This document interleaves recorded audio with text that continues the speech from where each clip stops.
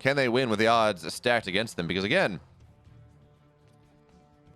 the team that wins this series puts themselves in pole position to maybe make top 2 to get a really nice playoff seed. But okay, we're in a game 1 here of the Rebellion versus Alpha X. It's Scarlett versus Zoun. And again, remember Scarlett with COVID. She had a deep run in EPT Korea last night, or I guess earlier today, if you're going by Korean time, with respect to when this match was played. But she did not look nearly as clean as she normally did. She struggled against Classic. She got bopped by Gumiho 3-0, and she just was really not as fast. I think that finals was very... I mean, this is not taking anything away from Scarlett, but I felt that finals was very much a function of Hero and Beyond not being there, or not playing, as much as it was a function of Scarlett playing exceptionally well.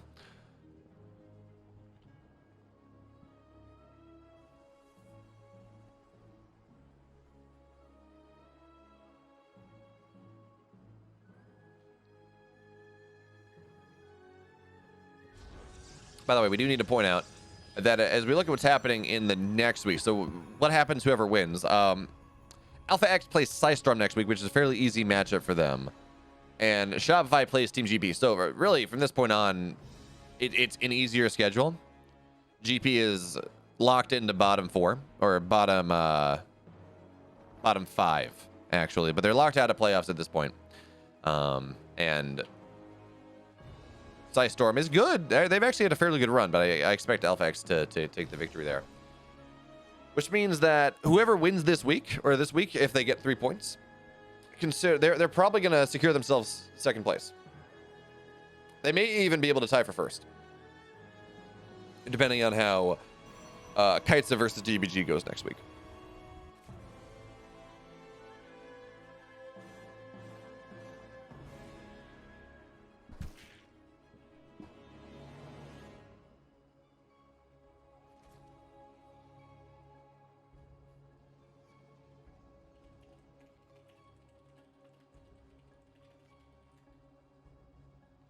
So now we got to talk about this game a little bit. That's a very quick Twilight coming out from Zoun in game number 1. So we're not really going to see the the Swarm Toss style in this game. But instead it looks like it's going to be Glaives. Marty V. Buren asked, well, it is the biggest team league that we have. We talk about prize pool. I'm actually not totally sure. It's about prize pool is about $45,000. First place gets about $12,000. Plus other financial awards for like regular season MVP, playoff MVP, best, and then best of each race. And the player, it's not quite pro league, but certainly the players and the teams, they take this pretty seriously.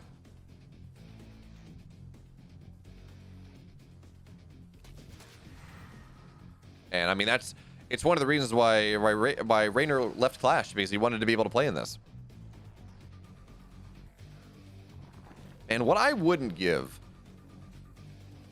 for a... anyway, we got to talk about this. I guess we do need to talk about this game a little bit because the gateways are finishing up. But Scarlett is aware that at least this is going to be early aggression. So her Roach Warren is on the way on time. Glaive's finished in about 30 seconds.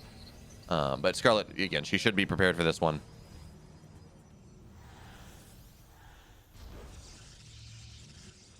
Of course, knows how much damage happens. But yeah, yes, there's a lot of prestige, but this is a... Oh, man. Okay, yeah, I already said that. But what I wouldn't give for an offline team league, once again... Oh, man, that would be so nice. That would make me so... I mean, I miss Pro League so much. But okay, here come the Adepts of Zoun. All 8 of them. Lings are done. 18 more on the way. Roaches as well. This first set of Adepts really should not get too much done for Zoun. In fact, he got to cancel the Shade. His Glaives are not even complete yet. So... Adepts, they run back home, and behind this is the Zoun build, or at least the Zoun idea that he showed us in GSL last season, where you go Glaives, and if it doesn't work, that's fine, because you got to Robobay pretty quickly. And as we... Oh, bit of a mistake there from Zoun. Meant to warp in a 4th Adept, and he cancels it, but Adepts, they run forward, but they're shading backwards. Their goal... They're going to find a little bit of damage, maybe, but their goal is really not to get... or not to sacrifice their lives. Not to put themselves in a position where they will go... and really lose. Well, we don't really want to lose too many Adepts. There's Adepts in the main base now. 4, 5, 6 workers will go down. Make it 7. Make it 8. Oh, this is... Considering how non-committal Zoun has been, this is too much damage. 11 workers will die. And it looks like 2 of the adepts will even, yeah, the two of these adepts will get out for 11 workers, and even more actually, because you can just elevate her onto the third base, make it 12, make it 13. This is too much damage for Scarlett to take in the game. And behind this, of course, there's a Warp Prison Speed on the way, Disruptors on the way, and Scarlett's been forced into an army that she really didn't want to make. Theoretically, I actually don't know how many roaches she has. But she's going to get caught droning, I think, as the army of Zoun, the second level of it, already active on the map here with all these adepts. And it's not a lot of roaches. The adepts can actually just fight the roaches. One volley. Looks like you're going to be able to run away, and the adepts actually run back. It is crazy how short waterfall is. Where you can find yourself on your opponent's side of the map, but your shade is going to bring you back into your natural. That feels wrong. But we are really we're seeing some of the similar issues that Scarlett exhibited last night, or earlier today, I guess. Korean time, where she looked good, and she was able to beat Classic really well, but it seems her multitasking was just a little bit slow. And COVID will do that too. If you're distracted by feeling like crap, that's fair. So, I mean, Gumiho beat her with a 2-on-1 by just bouncing between 2 bases until she died. It just seems like her early game is just not where it needs to be because new country, don't know when she got into Korea, but COVID on top of that. But here comes Disruptor shots as well. Roaches, they're going to have to split Scarlett. The splits are not really there, and all the roaches are going to go down. So Zoun equal an army supply, and this is adepts, which are maybe not the most effective thing. If you got some Banes, that can do good work, and the adepts are just going to cancel their shades. But that was a lot of roaches that fell. 9 roaches died to those 2 Disruptor shots, give or take. 8-9 roaches. And Disruptor once again looking for a little bit of something. Just going to get a roach. So that's a little bit better. But Zoun has been able to establish his third base now. He's on 51 probes, which is not the end of the world. It's not his incredible economy, but he's getting there. And Blink is on the way.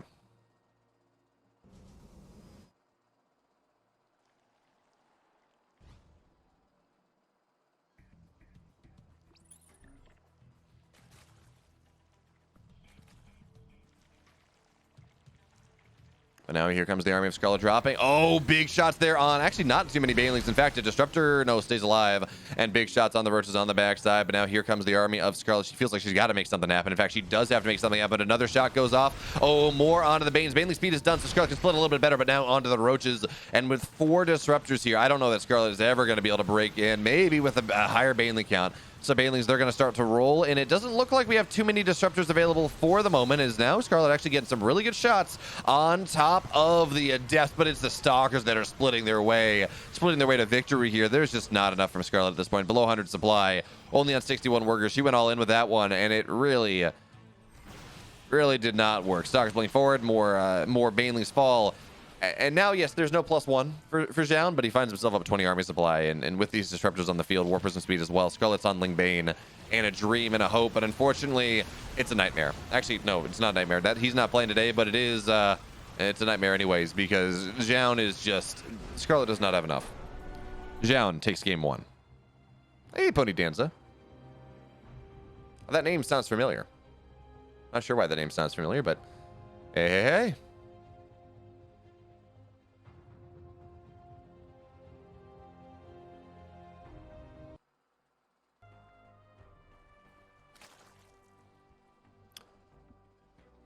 And I very much value. It's so nice to be able to cast without a delay.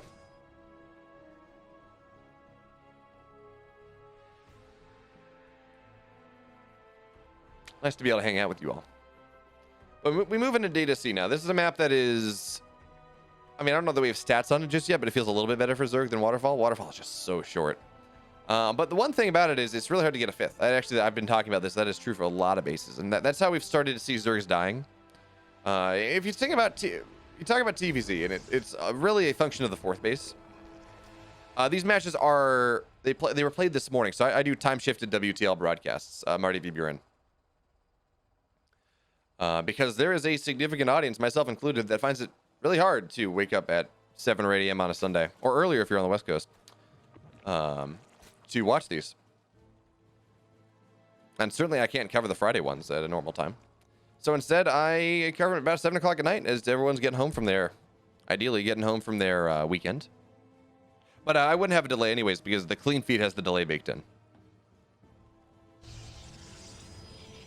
Scarlett, by the way, last night, she attempted to mollify me about the cracks on Data C, because the old Data C, the TLMC one, looked really nice. Had these brilliant jade green cracks, and now they don't. And she's like, no, I was the one that suggested that. I was the one that, because it looked really bad on low settings. And then she sent a screenshot of the low settings. And I'm like, it actually doesn't look that bad. Like, I don't have a problem with it.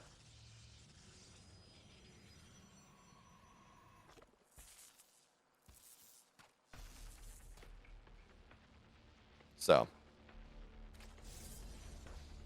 But okay, Zoun found value, and actually I think Scarlett she's open doubling, not quadling. So Zoun will be able to delay the natural just a little bit longer, and Scarlett's got to build a couple more lanes after that. Stargate is, of course, on the way.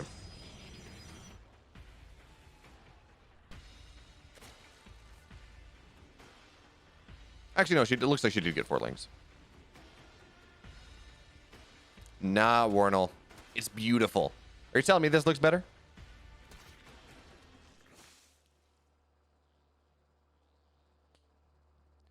I see no problem with the green.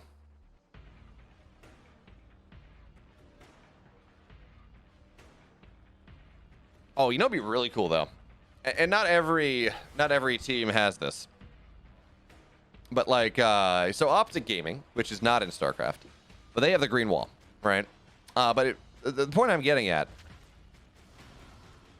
is, I really wish that I think it'd be really cool to have like team partnered maps. So we have this Data C that was very green, all right, or maybe Waterfall's a better example. And you know, we've Golden Wall, but like, what if there was an Optics? Again, Optics not StarCraft, but it's a really good example because they're the green wall. What if we had instead of Golden Wall, we had a green wall, or that had just Optic logos on things, and they partnered with it. I don't know if that's, well, I don't know where they would, I mean, I guess it's branding, or like you'd have a water map that's like the Team Liquid seafloor or something. I don't know. I would just have like liquid decals on things. Anyways, Oracle's going to try to fly in, and Scarlett doing her Scarlett thing is again skip spores. So Oracle's going to find some value. 3 workers fall, make it 4 and 5. Those runs are just, well, actually only 4. But on the backside, Zoun, he says, Larva going down. But what he does not, of course, see is the Evo chamber. But if Zoun has done any sort of prep on Scarlett, he knows this Evo chamber's down. Because Scarlett, and actually a lot of Zergs now have started playing this rather quick +1. You get +1 melee, and it times out to be done right around the time that, right before Blink is done, ideally. So when Zoun gets active on the map with his +1 Blink Stalkers, or his almost +1 almost Blink Stalkers, she's able to surround it, kill it off, and then suddenly there's no map control. The Protoss has lost so much of their army that the Zerg can expand at will. That's the goal. So +1 getting started right around the same time the Forge gets started, which means it's going to be finished right around the same time because of how Chrono works.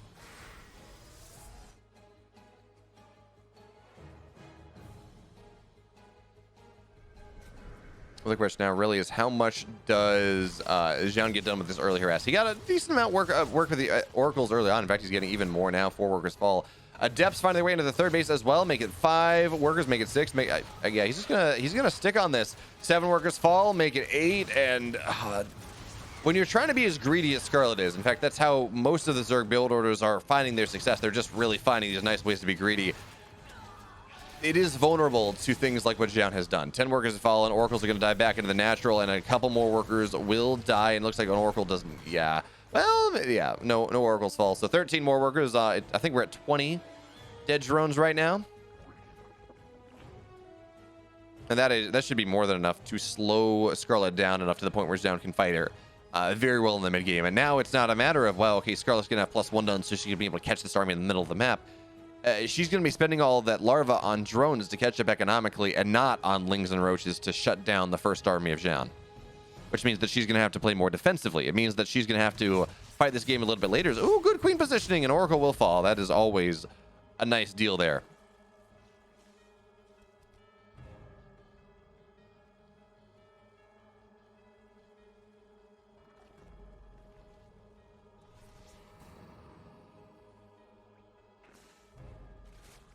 All right, but +1 melee just about done. Oracles again targeting down the larva.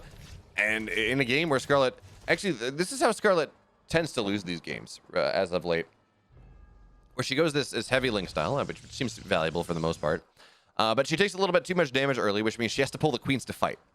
And then when she has to pull the queens to fight, that means the queens are not injecting. And then they die.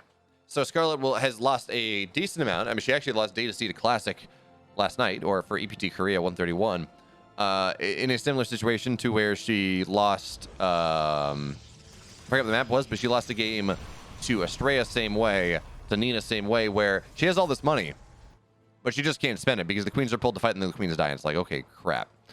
But Scarlett has a more aggressive option in mind in this game. She killed Classic game 3 with this. Similar idea. Actually, Classic wasn't ready whatsoever. He saw the Dropper Lords, he GG'd out. But she's got 2 Dropper Lords on the way. And I assume this is for, well, actually, no, this might be for Baneling drops. Yeah, so, okay, this is going to be for Baneling drops. That's not quite the same thing. Not going to be for the Queen Harass shenanigans that we saw earlier, or that we saw last night.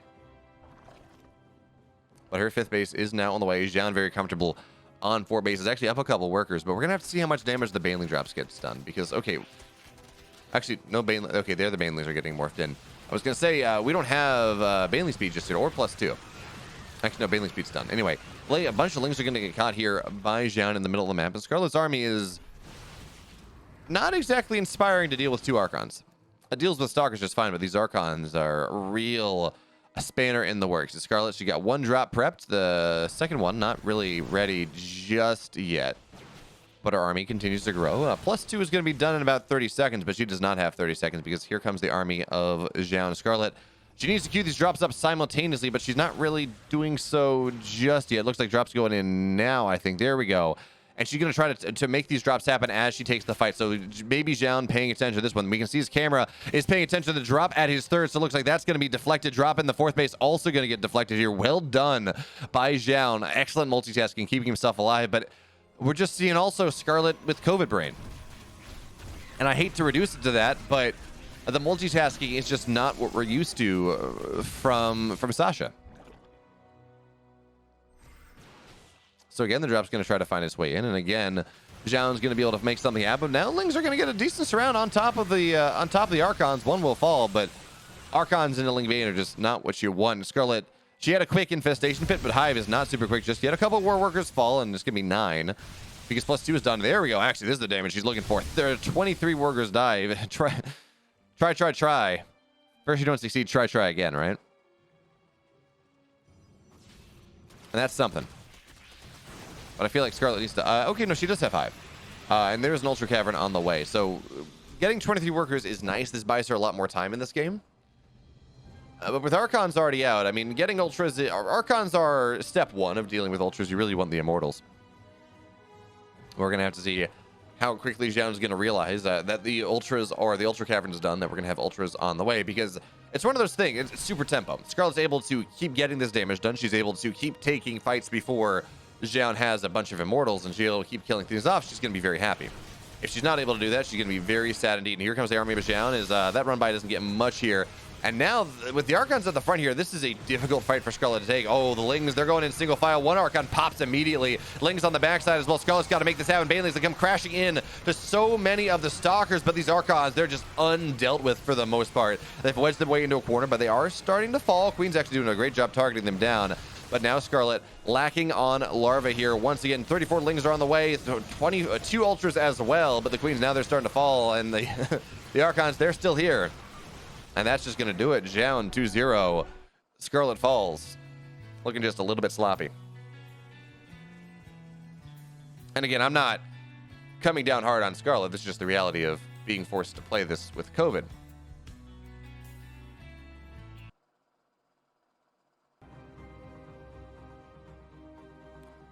So now we're going to move into TLO versus Ragnarok. And honestly, I'm surprised TLO is almost 60 in terms of score. And I'm surprised Ragnarok's only 7-3, honestly. He's been killing it recently.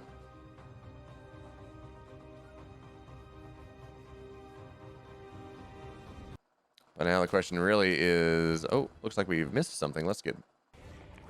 Okay. Ragnarok opening up pool first. I was going to say as expected, but that's only if TLO opens pool first. I love it. TLO is the head of the Shopify Rebellion, this multinational esports organization, this multi-game esports organization that has StarCraft team and a successful Valorant men's and women's team and a good Rocket League team, I think, and other stuff. And he's playing from his bedroom, looking like any other pro gamer.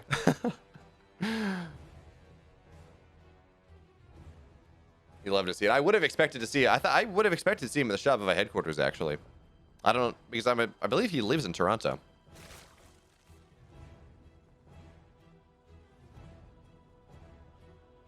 But I guess it's 8 a.m. on a Sunday, so you're not going into the office if you can help it.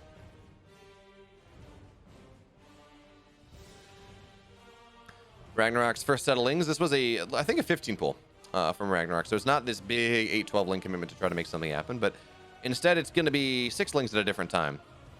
Yes, 9 o'clock on a Sunday.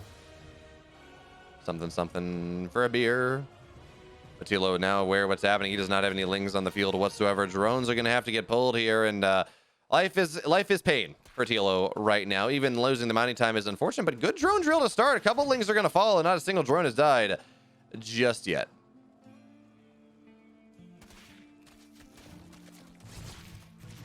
And there we go. Nice job here from TLO, actually. Really minimizing the damage. Yeah, he lost some mining time. But when a bunch of links show up in your base and you really don't take any damage, well done. He didn't even...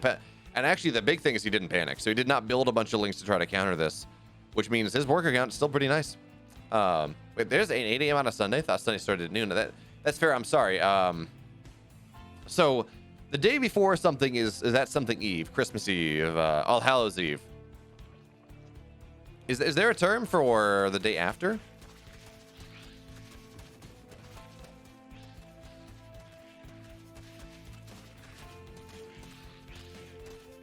I'm counting on you, chat. I need this is useful information.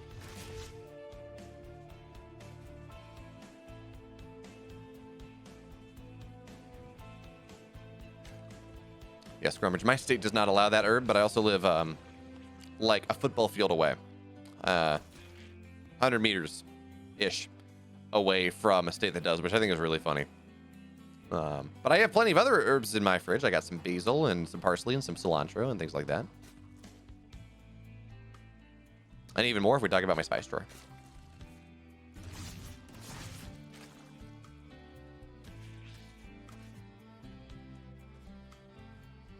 No, I understand, Grumpage. I was gonna make a joke. I'm like, okay, I'm sorry. It's just still Saturday Eve, but it's not Saturday Eve. It's Saturday after Saturday, whatever. I don't know. But where does really we got to be looking at what TLO wants to go for? Ragnarok's going for a +1 speed or a +1 carapace speedling all in. Not really wanting to give TLO any opportunity to have his dastardly plans. He's gonna find a bunch of these banelings that TLO wants to get aggressive with. They're just dead. It's not gonna work out. And we got to point out, of course, that this is not when TLO was active. This was not a matchup I would necessarily have expected TLO to win. Now that TLO is no longer a professional player. Ooh, that's spicy though. Look at that with the Evo chamber to wall off the queen. I mean, it's still gonna be a dead third base, I think, but that is pretty damn cool. I mean, the third base still down, but spicy there from TLO. Way to keep your queen alive. But Lings now, they knock the third base down. Ragnarok hits third base on the way up, so he's going to find a lead there. TLO does have, of course, a lair done. And his +1 range is on the way, but I don't know that this +1 range is allowed to stay alive. Lings just gnawing and gnawing and gnawing away. +1 carapace is not yet done. Banelings looking out there and clustering forward. Ragnarok getting ready. And 2 Banelings connect for minimal gain. And now the queen's actually stuck.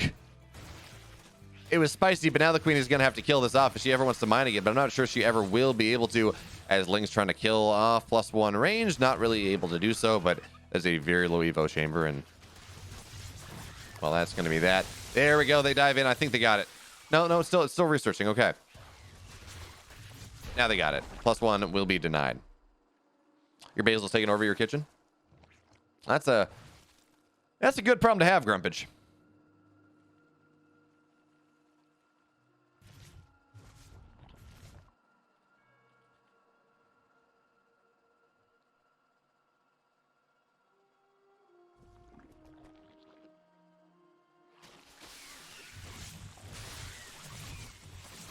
Okay, but here come a couple things of TLO. They don't get much done. TLO will have... This is so unfortunate. Like, this went from a really spicy move to TLO forgetting to cancel, and now it's just a problem. Now he's blocked off 3 mineral patches, or I guess 2.5 mineral patches, and his queen cannot do anything. Please let me out, the queen says. Please, I've done you no harm. But here comes the push from Ragnarok, and I think this may just be the kill move. Now the queen is out, been released from its prison, but these +1 Carapace roaches are just going to pile drive right on through. Roach speed's going to be done for TLO soon enough, but it's not done just yet. Ling is on the way to really to take advantage of the opening that these roaches have made. I don't see a world where TLO holds. I mean, it's 72, army supply to 38. I respect TLO for trying, for coming in the last second to fill in for Beyond, but...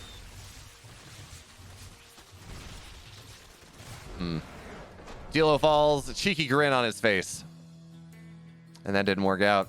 So now Alpha X 1 map away from securing the win this week, securing the 3 points. And again, I'm gonna say it. I'm not a fan of how Alpha X is approaching this. When Shopify asked for delay because Scarlett has COVID, Beyond has COVID, they said no. They said no. We're gonna take the TLO sub and go with it. And then when Beyond said, well, maybe I can play sick if that's what you're gonna make us do, they would not accept the Beyond resub. So, not a fan. I think it's really poor sportsmanship in the way of the world right now, but it's the way it is. So we're gonna have to see whether TLO can have some special tactics as we get into game number 2 to save Shopify from an ignominious end. But TLO, pool first. 12 pool in this game. He's going up to 14. So we're not gonna see some sort of 13-12 Speedling all in. No, Speedling, Banelink, something like that.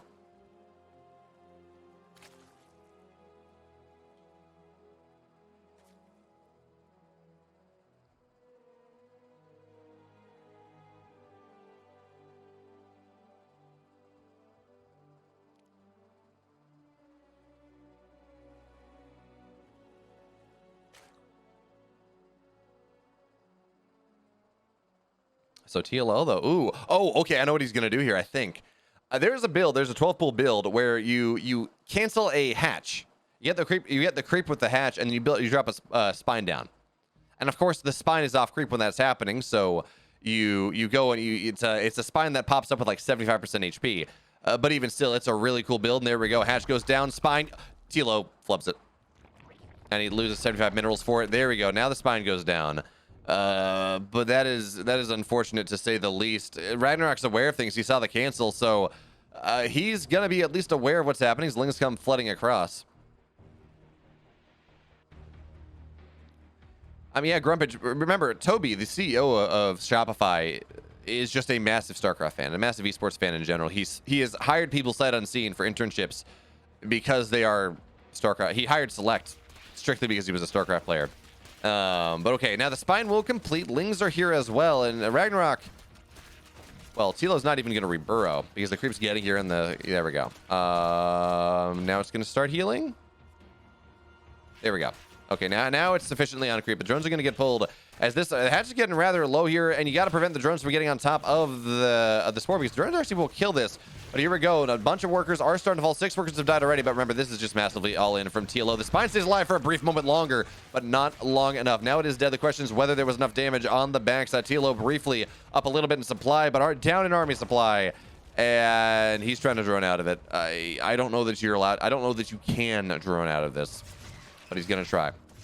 His hatch on the way. The last Ling will fall eventually to these queens, but we can see for the moment that TLO is up a couple workers.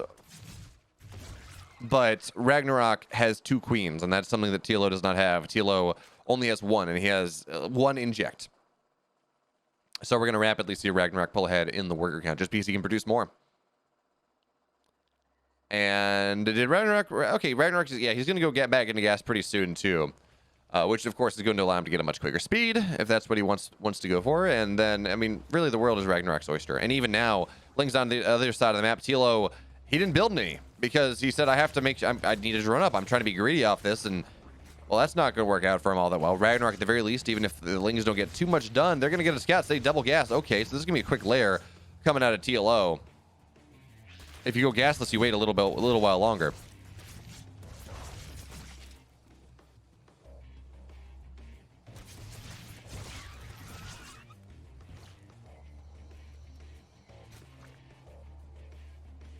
But okay. The Lings don't get much done, but Ragnarok we see again. He's ahead in worker supply. He's mining out gas. He got himself to 100 gas. I would have expected this to be for speed. But he's not spending it just yet. So, speed layer, regardless of what it is, he's mining out back on gas a little bit more as his economy has been established. And I think what he did actually is he was mining out to get speed. And then he scouted the main base, saw double gas, and says, okay, well, if you're getting double gases and I don't see the spawning pool wiggling, I know this is not going to be for Zergling speed, so I can delay that quite a bit of ways. I'm going to pull off gas mining again. I'm going to set myself up for something else. Tilo does have a bit of a layer faster, though, of course, because... yeah, okay. Ragnarok has canceled speed once again. I like that. If you're worried about, say, a Speedling Bane Flood or something, you do want speed, or if you're going to go do a Speedling all in yourself. But... if you're not going to do one of those two things, speed is good, but it's not the end of the world.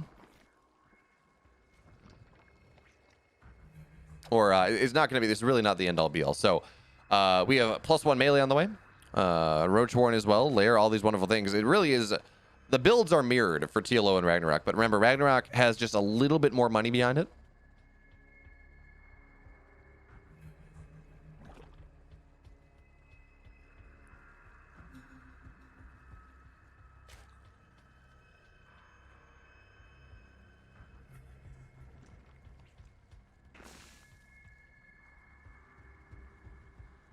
So, question now is whether Ragnarok's able to take this advantage and turn it into a map 4 win in Shopify versus Alpha X. And it looks like he will. I mean, we're starting to see the supplies really skyrocket forward. Yeah, TLO's rush speed's a little faster, but as long as you're on creep, it doesn't really matter. It's only when you're off creep that you see the big advantage.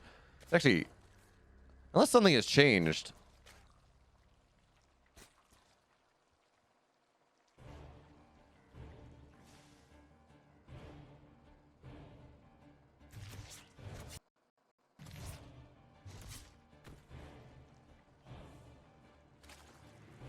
Am I crazy?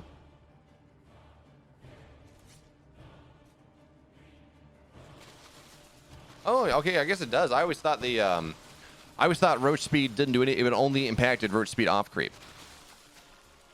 But I guess it does increase by about a full unit per second, and the speed boost on creep is the same. Interesting. I was incorrect.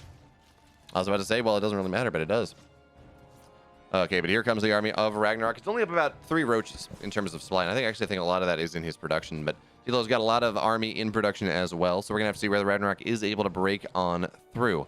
Ragnarok down a couple workers, but he does have his upgrades a little bit faster. Roach speed done in just a second. Now it's done.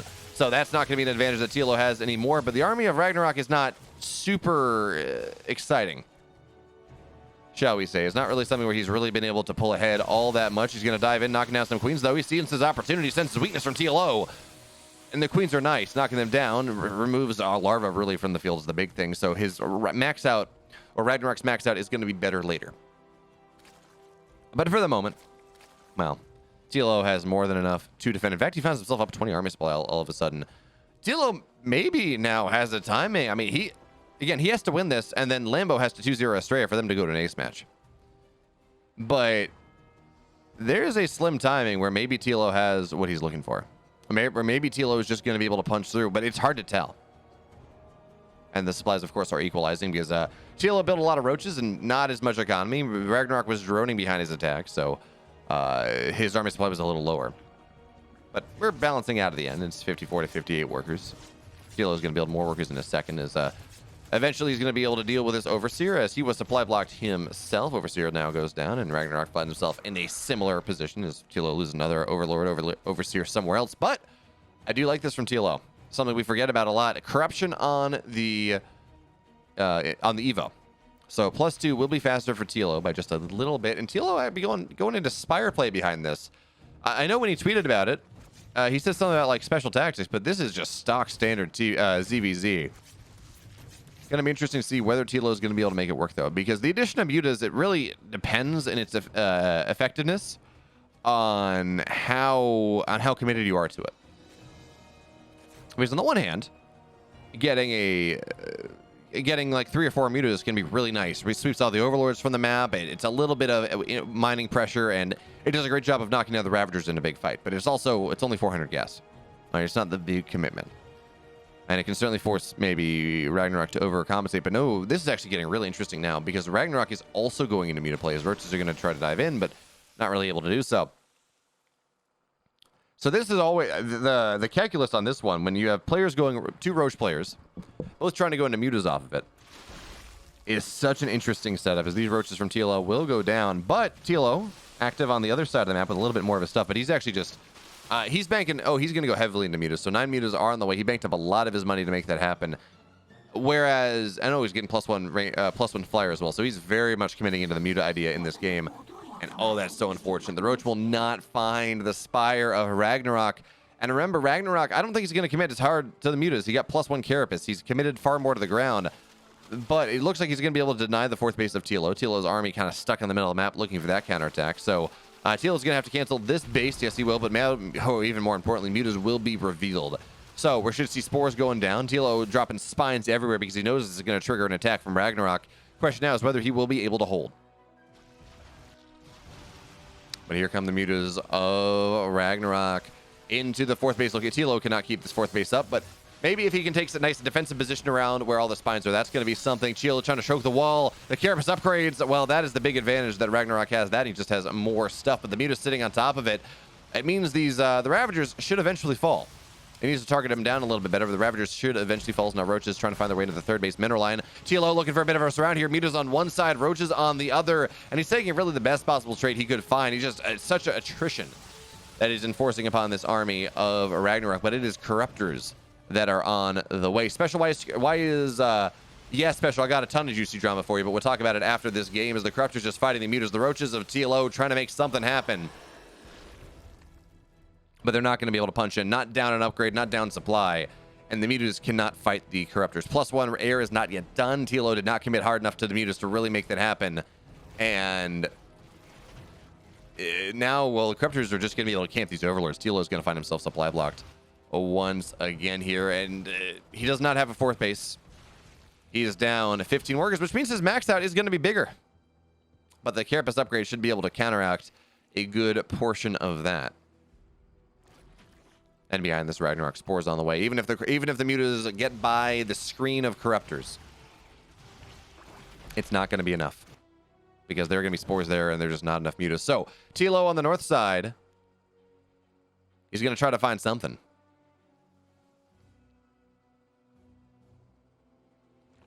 And I don't know that he is. I mean, the concave's already set up there by Ragnarok. Muta's going to try to dive on top of the Ravagers, but I mean, even still, it doesn't really matter. Ragnarok has a bank, and TLO does not. Ragnarok has better upgrades. TLO does not. Now, the Corruptors are kind of dead supply now that the mutas are dead. So the supply lead that TLO has is really even more than it already is.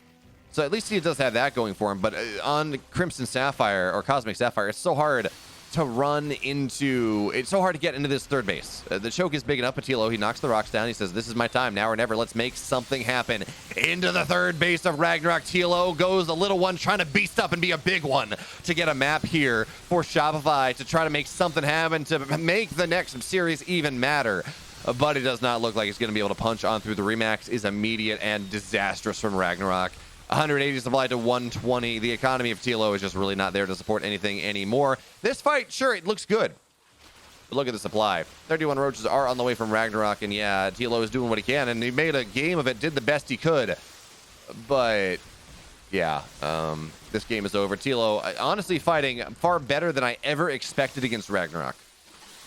But he gives us the heart sign. He signs off, says GG, and now that means Shopify at 4-0. They have won the week. They're trying to secure a 6-map differential now, or 12-map differential against Shopify. But you want to talk about what's happening, Special? I'm trying to. I've been asked not to make too big of a deal of it, so I won't. But Beyond has COVID. Scarlett has COVID. Shopify, when they realized Beyond had COVID, reached out to AlphaX and said, "Hey, can we sub in TLO for Beyond?" And now AlphaX said, "Sure." Okay, fine. And then they say, wait, Scarlett has COVID too. Can we delay, like what happened with Team NV versus Team Liquid? And at least that's told to me. I was told that there was some level of miscommunication here. I'm not sure where that was, but the story is told to me by the organizer of WTL. Shopify said, okay, actually, you know, Scarlett has COVID too. We didn't know about this when we asked for the TLO sub. Can we reschedule? And Alpha X said, no, it would take us, we would not have enough time to prepare. And then Bjorn said, well, if we're going to do that, at least maybe I'll play with COVID. And Alpha X said, no, we already accepted the sub. So TLO playing in place of Bjorn, Scarlett playing with COVID. Because Alpha X playing to win instead of sportsmanship. And I say this as a member of Alpha X, but I'm not happy with their decision. At all. But now we're going to get into Lambo versus Astrea for something that really only matters for Pride and for map score differential.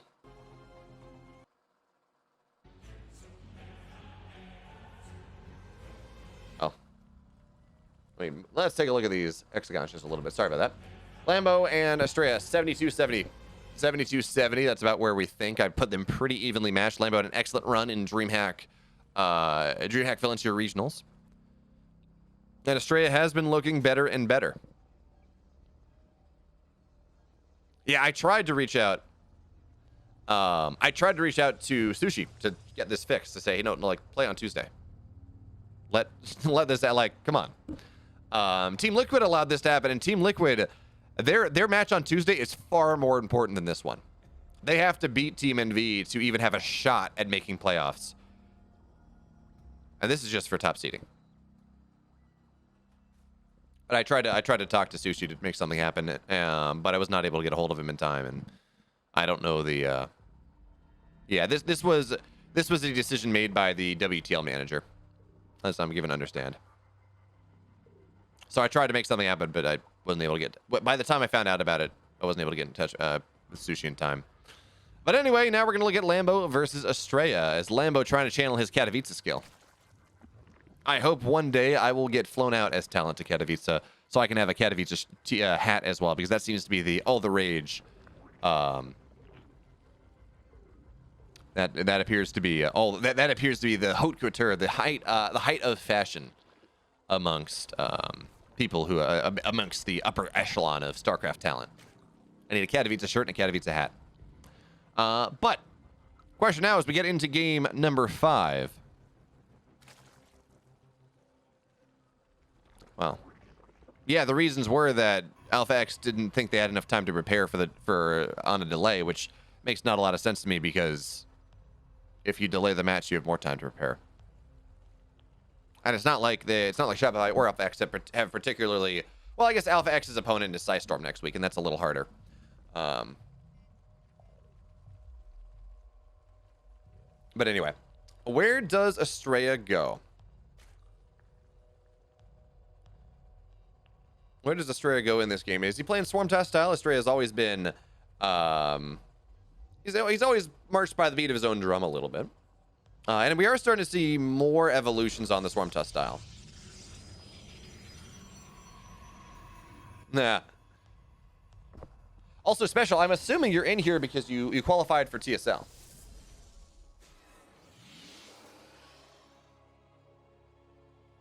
Is that true? If so, congratulations. If not, why are you watching my stream instead of qualifying for TSL? Wow, there were so many people signed up, and it started at, I want to say, what, at 6 p.m. and it's already over. Meanwhile, TSL North America, with less players signed up, went I think it went until about like 10:45. No, it went until that was a 6-hour. No, that was a 5-hour qualifier last night. It ended after EPT Korea started. Oh, you're waiting for an opponent. Got it. Wait. Who knocked you down? Oh. Special. You're pulling a Rainer here, just playing Protoss against everyone?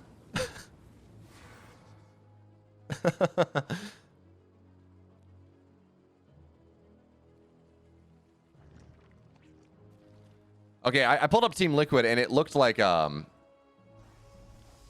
For some reason, it has the Latin American qualifier as completed on Wikipedia. But Special, I appreciate your memes, but playing PvZ, I mean, that's ballsy. Well done.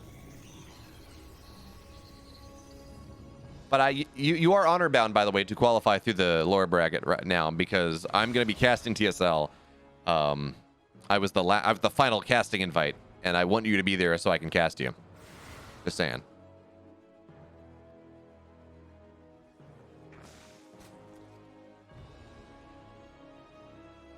Didn't you play one TOS game in the lower bracket?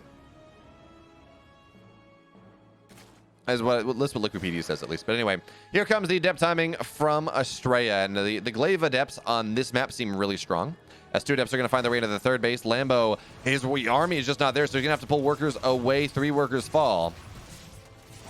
And these adepts are dead, but adepts in the main base as well. Astrea not really using the warp prism as a big warp in position, but just as another attack vector. So he's going to get 6 total drones. Fair enough, Special. I'm really sad, though, because all the other talent that was hired in, I think, February, they all got invited to Utrecht for the offline finals. And I got invited later on, and I'm the one talent that does not get flown out to Utrecht. Cannon and Zealous didn't work out. Fair enough. But okay, Astrea going for the same build that killed Scarlett, actually. I think Zoun got more damage done with the Adepts. But with Disruptors on the way, we're going to have to see how good Lambo's splits are. From the big glowing balls of death and doom and destruction, sadness and woe, and all of those wonderful things.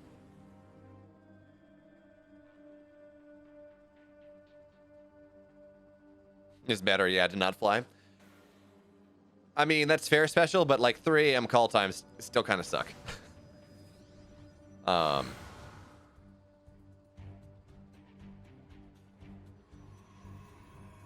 Although I guess I'm glad I wasn't at Valencia because so many people got COVID. Okay, here we go. Lings are going to find the third base of Astrea, but Disruptor shots are here, and actually they're not going to get a lot. First split from Astrea or from Lambo is pretty damn good. So Adepts now into the natural, though, and yes, Astrea I think is going to lose that. Yeah, he cancels. He loses the third base, but Adepts, how much damage did they get done? 4 workers fall, and that really... Okay, I think they're going to get... A couple of these Adepts are going to get 1 more shade off. 4 workers fall. Adepts in the main base, but Roaches and Queens are already there. Lambo's handling this one like a dream. Yeah, you lose 5 workers, but...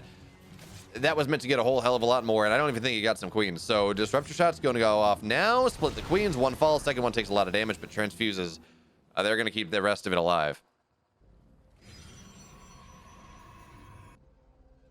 Yeah, I guess I am glad I didn't go to Valencia with how everyone got COVID. But I am excited. I'm very excited to go to Atlanta, regardless of whether I get hired as talent or just I show as a fan.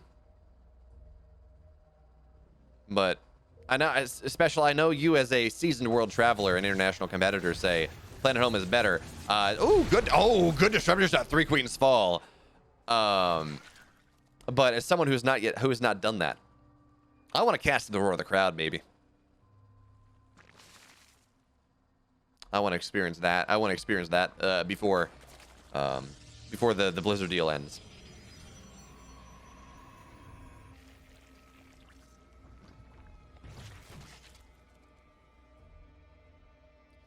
Okay. Lambo's handling this a lot better than Scarlett did. I want to say Scarlett had lost 20, 25 drones by this point, but Astrea's going to the next level of this timing. So you go Adepts, you find value. You go Disruptors, you find value. Another Queen's going to get assassinated here, although zoning out good body blocking from that Roach, but Astrea's going to be able to pick it up anyways. So there are really 3 levels of this push. There's the Adepts, and you find value there. Then Disruptor drops, which finds consistent value. Good job, Astrea, at this point. And then you move into a 2 Disruptor, 2 Colossus all-in with Blink with a +1, which is finishing up right now, and extended Thermal Lance, and maybe charge later on. But Astrea, this is not fully all-in. He does have a 4th base on the way, but even still, this timing is a powerful one indeed. Is now on the edge of creep, knocking that down for the moment. What do I mean the Blizzard deal in? So a lot of the StarCraft esports we have benefited from since 2020 has been the result of Blizzard inking a 3-year deal with ESL to run their esports. So 2020, 2021, 2022 we know StarCraft is happening. Sponsored with these big prize pool tournaments. Katowice is the world finals. All of that. We don't know what happens after this. Hey, Trigger. Hope you had a good stream. Thank you so much for the raid, my friend. I'm so sorry about TSL. I saw you lost to Astrea in 5 games again. Oh, man. Next one. You got the next one. You're taking down Astrea and the next one to qualify. Or maybe a server qualifier. And a server qual next week, maybe? But okay, Banelings now. They're going to try to roll in here. And they're not going to get much of it. Oh, actually, they're going to... Yeah, not get much of anything. They're going to knock down some stacked events, but that's about it. Disruptor's looking for a little bit more value. Queens, again, I don't want to know how many queens have been assassinated at this point. I don't want to know how many queens have died at this point. But anyway, those of you coming from Trigger Stream, please do me a favor. Either click on my name at the bottom of the stream or in the URL, remove the referral equals raid and reload. Because I'm getting somewhat close to partner and raid viewers don't count, but if you reload the page, remove the raid referral, or click my name, it actually does count. So please do that for me. Thank you very much. Disruptor shots again. Oh man, he could have gotten 2 queens, but he only gets 1. Even still, Lambo is just getting victimized heavily by this double disruptor play, and it means Astrea doesn't even feel like he needs to make the 2 Colossus all in. Not necessarily. And a blank. Thanks so much for the follow. Is now Lambo. He's going to slow down the +2, which is nice.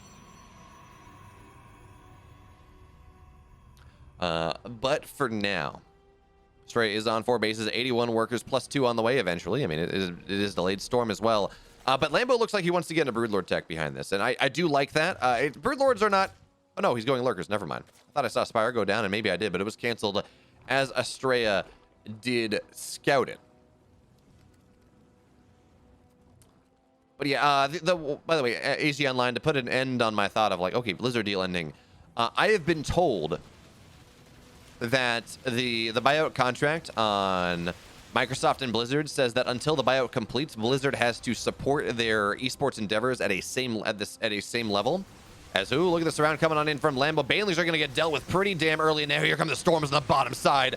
Oh my goodness, that is so much damage, even as Astrea looks to run through it. That is an incredibly low army here, and Astrea, yeah, the supplies are roughly even, sure, but +2 is now done, so Astrea, his army gets a big level up there, and that storm found so much value, so Lambo, he's going to really struggle to take the next fight, which means the 5th base of Lambo will fall. And now the question really is whether Lambo can make a better defense on the high ground, as 11 workers have died because of that base going down. Biles get dropped, but you just run backwards from that one as the creep starts to fall as well. War Prism in the main base looking for a little bit of something, but it's really not going to get all that much here. As Lambo looking for a big arc. Again, Banelings run in, but it's into Archons. You don't really care about that one all that much. Disruptor shot gets a ton more Banes and Storms dropped on the head of these roaches. Lambo is just falling apart here. In the main base, Zealot's finding yet more damage. Colossus are still alive, all 3 of them. And the complexity, the power of Lambo's army, even sitting here on a 2K almost, he doesn't have the time. He does not have the time in the room to really rebuild. A lot of his queens have died because Astrea's just been killing them all game. And Astrea 1-0. But yeah, so we have a second now. To my understanding, the Microsoft buyout deal says that Blizzard has to support their esports to the same level they are currently supporting them up until the point where the buyout completes. So we know the buyout is theoretically completing sometime mid next year, which means that I would assume Blizzard would fund another year of StarCraft esports. That's my assumption. And that's really good news because we all know, I mean, I think a lot of us are looking at Stormgate as the next big thing, as kind of the thing to really carry the torch of Blizzard esports. Now that I don't necessarily see StarCraft. I don't see another time in the sun for StarCraft necessarily. It's not StarCraft 2. And we know beta for Stormgate is happening in second half 23. So as long as we can survive until Stormgate beta happens, I think we're going to be okay. So I just want one more year to the Blizzard deal. I'd love more. I'd love to be able to cast two RTS games But yeah, I mean, I don't know. I mean, if you look at how big my Grumpage, you DM me. What do you got? What do you mean projects in the works? You're talking about like beta tournaments for Stormgate, because I will gladly cast them. I may be playing them. I don't know. An external punch. I mean, if you think about it, Microsoft has been pouring hundreds of thousands of dollars into I think we can say a failed esport in AoE4. StarCraft gets far more viewers for far less money. I mean, Furgin, I don't know. I don't know that I want StarCraft 3. Honestly, I mean, if we call it Stormgate StarCraft 3, sure. But everyone that made StarCraft, okay. You're a web dev. Wait, so you making like, do you have a Stormgate something website, or like have you been contracted by Stormgate? Or by Frost Giant? Or is this a fan project? Templar Storm Warpgate, exactly. Yeah, but I don't know that I want StarCraft 3 at this point, because everyone that made StarCraft Special is now working on Stormgate. So StarCraft 3 is Stormgate, yeah. Oh, okay. Well, if you want my if you want my perspective on whatever you're doing, please, more than happy to help out in any way I can. I mean, not doing the actual dev work. I'm not a web dev, but I do other. I just cry tears of MATLAB all day. But okay, game one, Astrea got a lot of value. And it did in fact feel like, well, that's just kind of the thing you do on that map. All right, inside and out. Much like Waterfall, actually, it feels like adepts are just really powerful because rest distance is short, and you kind of have this third base that's on a platform away from everything else, so the cycle time is a little bit shorter. But in fairness, it wasn't the adepts that killed Lambo necessarily. Yeah, that's fair, Furigen. But don't worry, because the human in the trailer kind of looked like Nova, and there was kind of a probe, and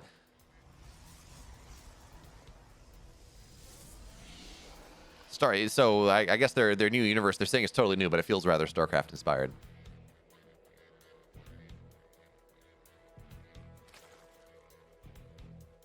Okay, so looks like Astrea once again going for the adept play. I mean, it killed Scarlett once, it's killed Lambo once. It does 100%. Well, again, wasn't exactly what killed, but it did do damage.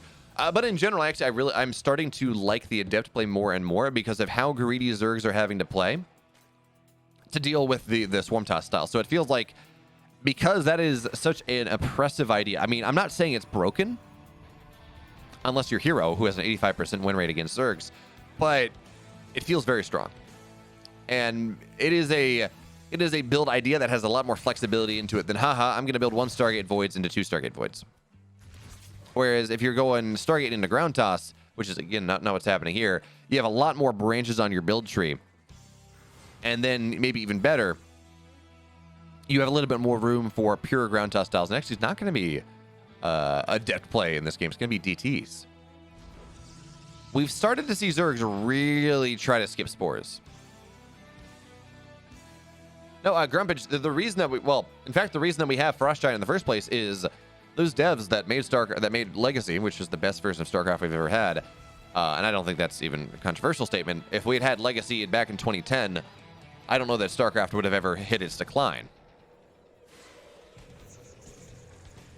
But unfortunately, you learn from things and unfortunately, Blizzard did not really learn from the lessons it was taught. But the people at Frost Giant, they left Blizzard for the most part to form Frost Giant because they wanted to be able to make StarCraft 3, and Blizzard was not letting them. So they said, yes, we're going to go get $30 million over $30 million of venture capital, and we're going to make our own game. We're going to make it better. It's going to have blackjack and hookers or something. But adepts into the mineral line as War Prism. Okay, that's an awkward position for a spore. But Lambo, how many spores does he have? He's got a lair on the way. DTs finding their way in now, trying to get on top of the spore, but they will be unsuccessful in doing so. And it's only 2 DTs, not 4, as War Prism actually taking a lot of damage. But it will be able to run away at the end of things.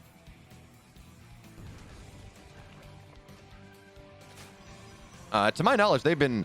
I mean, I know you're joking, Dave Testa, but they've been talking to a lot of the big names in the StarCraft scene and elsewhere for a while now as kind of consultants. I know they had Zombie Grub's mom, who's never played StarCraft before, play StarCraft for them so they could see how people who have never played RTS kind of go about playing RTS. But yes, like to my knowledge, Pig and Zombie Grub and Rotterdam and even Maynard, who I say even Maynard because he's not really in the StarCraft scene anymore. They've been in contact with them. Rotterdam is probably the single, if you're going to talk about people, it's probably Rotterdam and Artosis, like the single two best people to go and tell you how to make an RTS or Blizzard style RTS. Now probably Rotterdam's even more, maybe Grubby as well.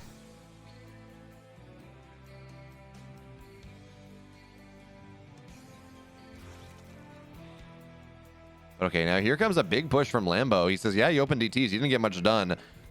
But okay, Archons will complete, and Archon drops just on top of these Roaches, and Roaches without speed, they okay, we lost Gamestown. That's fun. Gamestown's back as Lings find their way into the third base. Archon's trying to do what they can. Astrea, this is not the easiest hold for him, but it's a bunch of Roaches off creep. So you're able to, with the Archon drop in is what it is, you're maybe going to be able to find something here. Oh, Shield Battery Avatar is going to get popped next. The Biles have been they've already been dropped here, so the shield battery's not dying all that quickly. Probes are going to get pulled. Archon's on the backside, getting directly on top of all of these Ravagers, and as the Ravagers fall, the Lings will fall as well because the Adepts are doing a damn fine job. Look at the positioning from Astrea here behind the mineral line, doing a fantastic job in crisis mode, but still 10 workers have fallen. But more and more army from Lambo piling on its way onto the other side of the map. This is well and truly an all-in. Oh, Archon number 1 has fallen. Archon number 2 doing what it can. Stalkers in the mineral line, though. The Lings are not yet over here, and the Stalkers on the backside. +1 is blink in 20 and is done in 20 seconds. That's going to be their true hold position. And yes, 17 workers have died, but Astrea holds. Excellent crisis management coming in from the Californian Protoss player, although he's stuck in Valencia also with COVID. But it seems like it's hitting him a lot. It's from what I've heard, it hasn't hit him nearly as badly as it hit Scarlett and it hit Bjorn.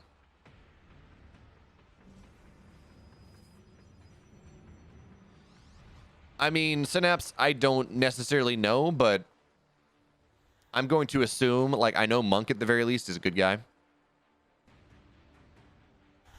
And I'm going to hope.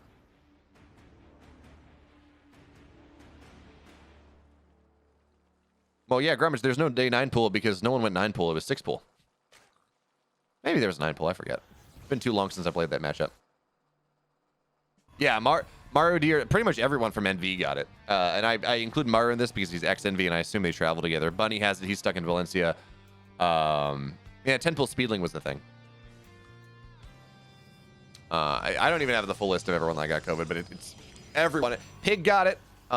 Steadfast got it, and he wasn't even at Valencia. But it came through the airwaves. The 5G put the holes in things or something. I forget. That was such a dumb paper that got retracted immediately. The whole 5G causes COVID. But anyway, here comes the second push from Lambo. But now +1 and Blink are done. So these Stalkers are far more effective. But Roaches, Lings, they find their way into the natural. And Lambo is starting to find some value. It's really hard now for Astrea to move on to the low ground. The Queens are starting to fall. They're just a little bit of extra DPS. They cannot heal. They cannot transfuse. Lings in the main base as well. Probes continue to fall here. But Astrea, he's only just now dipping below the income or the worker counts of Lambo. Because Lambo, again, is hella all in. But okay, the wall in the natural has been broken down a little bit more. Zealots, there is no charge, but disruptors are on the way, and that's actually going to be a really big deal here. You get some big disruptor shots. You're going to make a big difference in this game. Disruptor shot 1 going to go on out here. It's going to get 2 Roaches. That's not nearly enough. But Astrea now moving down the ramp once again. His supply, it's not big, but it is arguably a little bit more cost-effective. But the problem is, if he loses 2 bases, it doesn't really matter how cost-effective his supply is. He's blinking backwards once again, and again, Lambo runs forward, almost doubling the supply of Astrea at this point. I don't really know how Astrea is supposed to hold. He loses his natural. Now it's hard for Lambo to find his way up onto the high ground with the disruptors and everything else. But now Lings are going to find their way into the third base once again. Tons of shield batteries here, but they're going to get depowered. Actually, they're just going to get killed pretty quickly. Cannon's going to go down to the Biles as well eventually, but now actually these roaches getting a little bit surrounded here, and we have a War Prism could drop on top. Actually, Stalker's playing forward, feeling really confident with +1, shredding all the roaches with their bonus damage to armor. And now Astrea starting to equalize supply just a little bit more. Disruptor shot knocks down the rest of the roaches, and Astrea's held. He lost his natural, sure, but he still finds himself within close enough of income. 40 probes to 45 workers. His supply is much more equal. And somehow, some way, Astrea running his way onto the other side of the map. Lambo still has a big army, but Astrea has +2. And it's feeling rather Astrea favorite right now, especially with this Disruptor here joining his way. And actually, the Stalkers are causing a problem for Astrea. Zoning out a little bit, but now there's a shot going to go forward. Big shot there on so many roaches, and now look at the army supply. We see Lambo pull his head back a little bit in frustration. That shot should not have happened. Not on creep, not like this, but now there are sentries here to section this army off as the Ravagers continue to fall. Astrea, it looks like he's doing it here. The supplies are equal, and the army is just simply better for Astrea than it is for Lambo at this point. Now the Queens have been sectioned off. We're going to have to see the Spore go down eventually so the War Prism can run forward. Queens now starting to die, and the Biles actually, they're not going to get an Overlord. It looks like they would. But the Overlords are starting to fall. Lambo not in danger of being supply blocked because, again, his supply is just so low at this point. Again, big Disruptor shots, and that is it. Alpha X, under dubious circumstances, they take the clean 6-0. Putting themselves in pole position for top 2, as we do know that one of DPG and Kaitsa likely will fall out of that top 2 position. And Shopify falls. Apparently, Astrea 6-0'd Lambo. There we go. 0-2. 0-6 overall.